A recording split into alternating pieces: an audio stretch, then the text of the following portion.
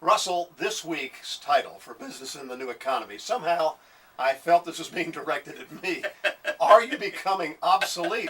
What? You get personal here now, pal. I remember back in college, my professor would try to come up with something obsolete, and he would use things like a buggy whip.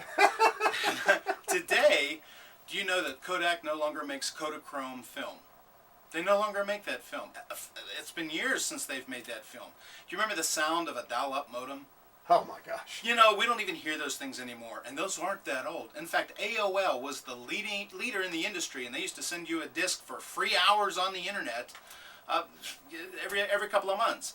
Now, people don't even hear about AOL. In fact, they're in recovery. They are really struggling. They have become obsolete so fast, and at the pace of business today, we need to look at our own business to see what is obsolete for us. And in most cases, technology is driving our obsolescence. It's driving our information. I mean, customers know so much more now that we become obsolete because we're competing on a global market.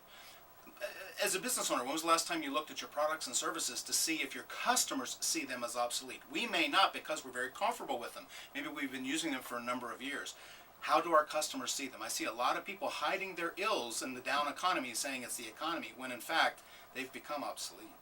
Okay, so how do you go about doing that? You're talking about being very honest with yourself. Well, I think, like we talked in the shows before, you've got to be very honest with yourself. But as a business owner, if you're going to survive and thrive in this economy, you have to be painfully honest with yourself. You've got to review all your products and services.